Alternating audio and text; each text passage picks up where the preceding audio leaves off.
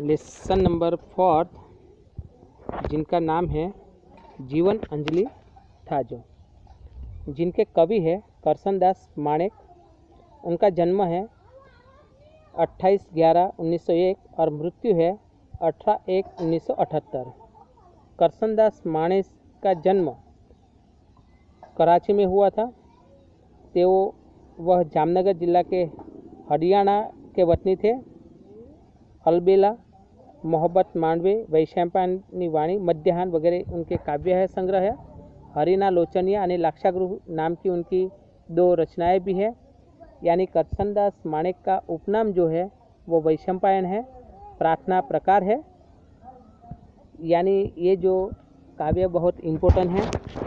4 marks का सवाल अवश्य पूछा ही जाएगा, इसलिए वो 4 मार्क्स का जो सवाल है वो याद रखना।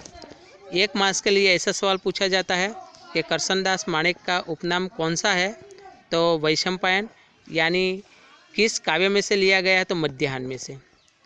तो यहाँ करसनदास माणेक बताते हैं कि मेरा जो जीवन है वह परोपकार के लिए समर्पित हो। अंजलि मतलब अपने एक जो अंजूर में जितना पानी या पुष्प लिया जाता है और भगवान को जो समर्पित करते हैं उनको बोला जाता है कि अंजलि। यहाँ एक ध्रुव पंक्ति बार बार आती है कि जीवन अंजलि था जो मारू, जीवन अंजलि था जो। सबसे पहले मैं एक एक लाइन गा के आपको उनका भावार्थ समझाऊंगा। जीवन अंजलि था जो मारू, जीवन अंजलि था जो। भूख्या काजे भोजन बन जो, तरस्यानु जड़ था जो। दिन दुखियाना आंसू लोता, अंतर कदी न दराजो मारू, जीवन अंजलि था जो। यानी मेरा जो जीवन है वो परोपकार के लिए समर्पित हो जाना चाहिए। जो भूखे लोग हैं उनके लिए मैं भोजन बन जाऊं, और जो प्यासे हैं उनके लिए मैं पानी बन जाऊं। और इस समाज के अंदर, इस दुनिया के अंदर जितने भी दीन यानी गरीब दुखी लोग हैं उनके आंसू पोंछते हुए मेरा जो हृदय है वो कभी भी तृप्त होना चाहिए नहीं। इसलिए हे प्रभु, मेरे जीवन को आप समर्पित बना देना।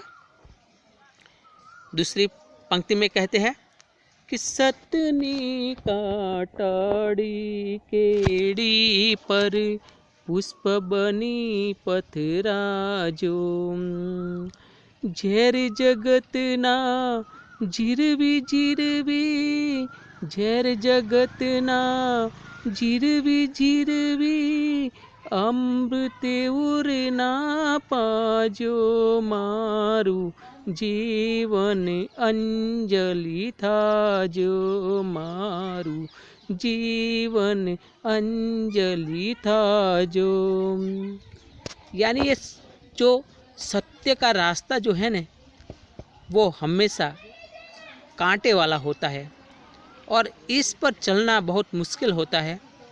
इसलिए हे प्रभु, मैं इसी कंटीले रास्ते पर पुष्प बन के बिछा जाऊं, यानी किसी के पैर में कांटा नहीं चुभना चाहिए, बल्कि वो कोमल पुष्प के ऊपर, फूल के ऊपर अगर उनके पाँव गिरे तो उनके पाँव को कोमलता महसूस हो।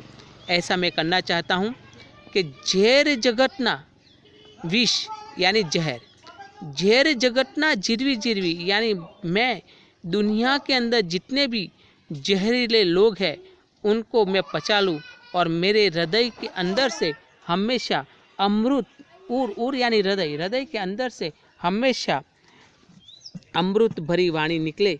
ऐसे मेरे पर कृपा करना, मैं ऐसा करना चाहता हूँ। जहर का ऑपोजिट वर्ड्स है अमृत। मेरा जो जीवन है वो हमेशा परोपकार के लिए समर्पित हो जाना। वण था क्या चरणों मारा नित, तारी समीपे दाजो। हૈयाना प्रत्येक स्पंदने, हૈयाना प्रत्येक स्पंदने, तारू नाम रटाजो। मारू जीवन अंजलि था जो। यानी जो मेरे चरण, चरण यानी कदम, पैर, वो वर्ण था क्या, कभी भी थकना नहीं चाहिए। नित तारे समीपे धाजो, यानी हमेशा तुम्हारी ओर, समीप, समीप यानी नजदीक, तुम्हारी ओर, तुम्हारी नजदीक, धाजो मतलब चले, ऐसा करना। हैया ना प्रत्येक स्पंदने, हैया यानी हृदय, प्रत्येक, प्रति प्लस एक, प्रत्येक स्पंदन, स्पंदन यानी हृदय के तरंग जो भाव है, उनमें सिर्फ तुम्हारा ही नाम होना चाहिए। ऐसा मेरा जीवन परोपकार के लिए समर्पित होना चाहिए। वमड़ोनी बच्चे नैया मुझे, हालक डोलक था जो। श्रद्धा केरो दीपक मारो, श्रद्धा केरो दीपक मारो, नव कदिए ओलवाजो।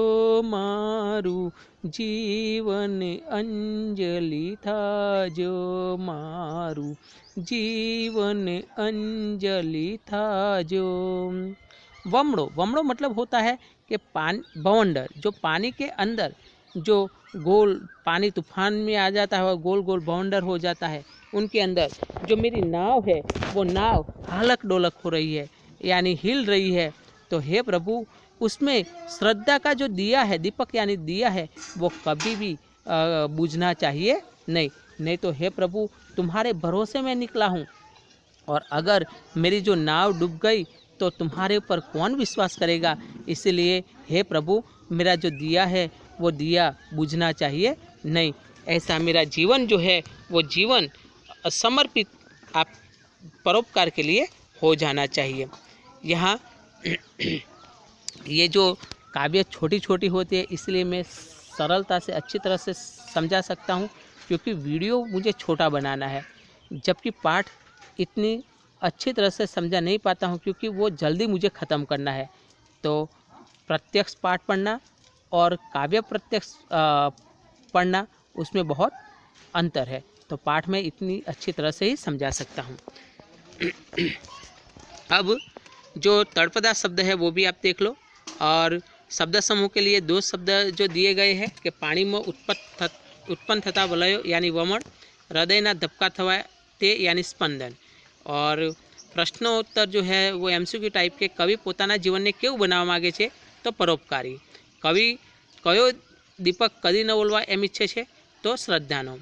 ઉનકે બાદ કવિ ભૂખ્યા અને તરસા માટે શું બનવા ઈચ્છે છે તો કવિ ભૂખ્યા માટે ભોજન અને તરસા માટે પાણી બનવા ઈચ્છે છે। કવિ દરેક સ્પંદને શું ઈચ્છે છે તો કવિ દરેક સ્પંદને તારું નામ એટલે કે ભગવાનનું નામ રટવા ઈચ્છે છે।